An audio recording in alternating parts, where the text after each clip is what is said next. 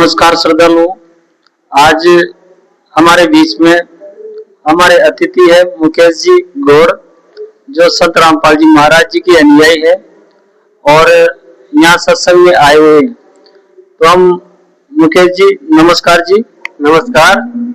हम आपसे एक क्वेश्चन करना चाहते हैं कि आपके गुरु जी के अनुसार स्वर्ग नरक आदि जो लोग हैं इनकी क्या भूमिकाएं हैं और आपके गुरुजी किस प्रकार की साधना बताते हैं, और ये जो वर्तमान साधनाएं हैं जिसको सर्व समाज कर रहा है उसमें और आपके गुरुजी की साधना में क्या अंतर है? जी नमस्कार, बहुत अच्छा प्रश्न पूछा है आपने। स्वर्ग और नरक क्या है? स्वर्ग नरक एक ऐसे लोग हैं जो मनुष्य के कर्मों के आधार पर मिलते हैं। जैसे स्वर्ग अपने मनुष्य जो अच्छे कर्म करते हैं उस आधार पर मिलता है, और नरक जो बुरा कर्म करते हैं उस आधार पर नरक की प्राप्ति होती है। कैसे? जैसे कि कोई इंसान किसी के साथ गलत काम करता है, चोरी करता है, ठगी करता है, किसी पराई स्त्री के साथ गलत व्यवहार करता है और कुछ व्यसन करता है, जैसे कि तंबाकू है, नशा है इत्यादि, जो अपने मनुष्य जीवन के जो बुरे व्यसन है वो करते हैं, उसको नरक की प्राप्ति होती है।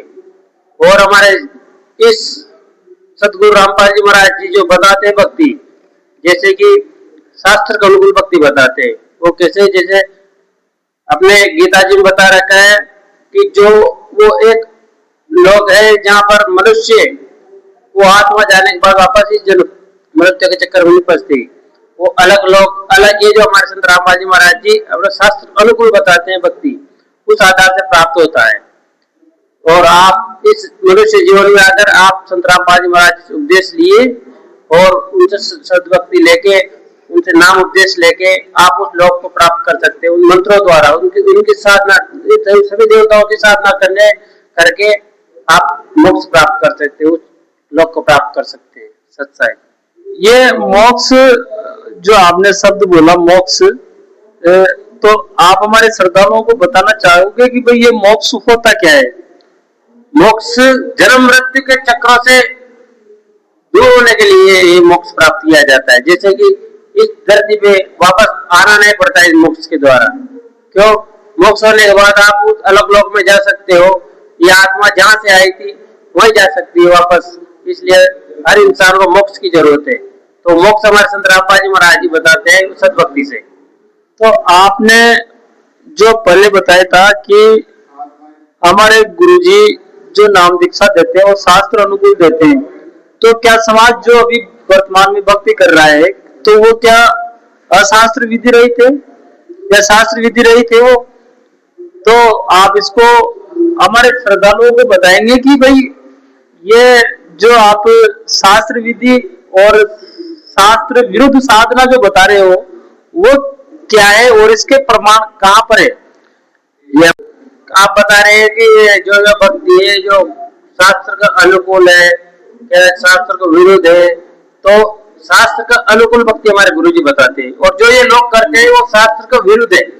मनमानी आचरण, मतलब मनमानी पूजा कर रहे हैं, मतलब इन पंडितों के द्वारा बताकर मनमाना पूजा कर रहे हैं, जो हमारे शास्त्र में कहीं उल्लेख नहीं है। जैसे ओम जाप करना, ओम नमः शिवाय जाप करना हमारे गीता जी में, वेदों में कहीं भी नहीं है। और हमारे संत रामपाल जी महाराज जी जो भक्ति बताते हैं वो शास्त्र अनुकूल है। वो सभी देवी देवताओं को प्रमाणित करके उनके मूल एक एक चीज को बताकर आपको भक्ति बताते हैं। तो आप अच्छी साधना करिए, हमारे संत रामपाल जी महाराज जी से जुड़िए और अपना कल्याण कराइए। तो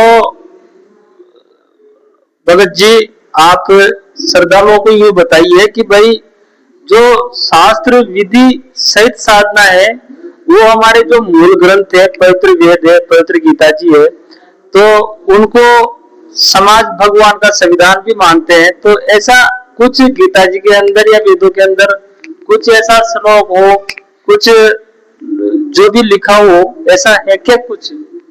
हमारे गीता जी में बता रहे कि 18वां का 4वां श्लोक है, सर्वधर्मानां परित्यज्य माम एकम शरणं व्रज एम तवा सौ पापेभ्यः मोक्षामि मा शुच।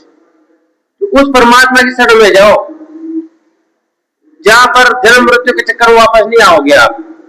तो आप परमात्मा हमारे गुरु जी महाराज जी कहते हैं कि उसकी शरण में जाओ और उसके नाम जपो, जो हमारे तत्वदर्शी संत गीता जी के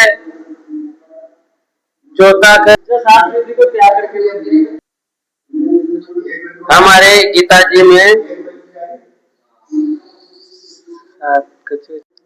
हाँ, तो दर्शकों, आज हमने आपकी मुलाकात करवाई थी संत रामपाल जी महाराज जी के अनुयायी मुकेश जी गौड़ साहब से, और अब हम आपसे विदा लेना चाहते हैं।